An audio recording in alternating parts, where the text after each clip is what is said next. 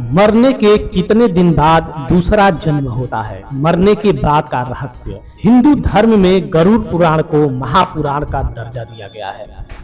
गरुड़ पुराण में जीवन, मृत्यु और उसके बाद आत्मा के सफर एवं पुनर्जन्म के बारे में बताया गया है। हिंदू धर्म में व्यक्ति के मरने के बाद उसका दाह संस्कार किया जाता है, फिर 13 दिन बाद 13वीं की जाती है। साथ ही मृतक की आत्मा की शांति के लिए पिंडदान, तर्पण आदि कर्म कांड किए जाते हैं। गरुड़ पुराण में इन सभी कर्म कांडों का महत्व और उनके पीछे का कारण बताए गए हैं। यही वजह है कि 16 संस्कार में मृत्यु को अंतिम संस्कार माना गया है। अब सवाल यह है कि मरने के बाद आत्मा कहाँ जाती है? यदि पुनर्जन्म होता है तो कब या कितने दिन बाद होता है? साथ ही अंतिम यात्रा पर निकली आत्मा के साथ क्या क्या होता है? मरने के बाद कहाँ जाती है आत्मा? गरुड़ पुराण के अनुसार मरने के बाद आत्मा लंबा सफर तय करती है। आत्मा को यमलोक ले जाया जाता है, जहाँ यमराज के सामने उसके अच्छे बुरे कर्मों का हिसाब होता है। फिर इसके आधार पर उसके आगे के भविष्य का निर्धारण होता है।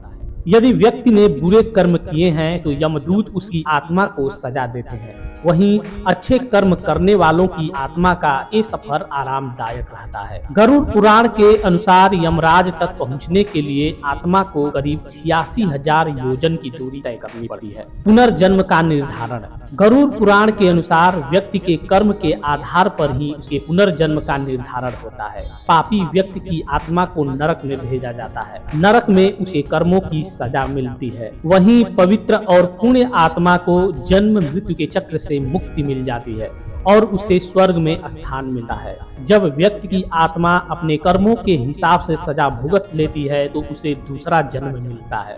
अगला जन्म किस योनि में मिलेगा, इसका निर्धारण कर्मों के आधार पर होता है। मानव योनि में पैदा हुआ मनुष्य यदि ईश्वर को भूलकर जीवन भर बुरे एवं पाप कर्मों में लिप्त रहकर शरीर का त्याग करता है तो उसे पुनः 84 लाख योनियों में भटकना पड़ता है।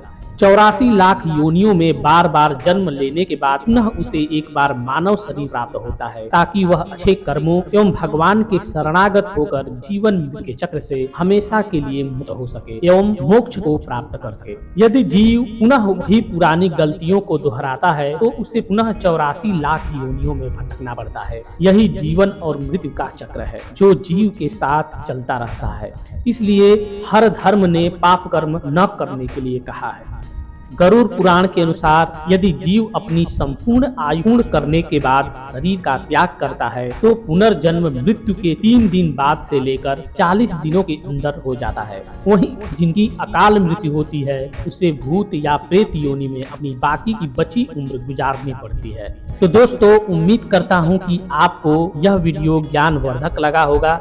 ऐसे ही ज्ञानवर्धक वीडियो देखने के लिए हमारे चैनल को जरूर सब्सक्राइब करें और इस वीडियो को जरूर लाइक करें। धन्यवाद।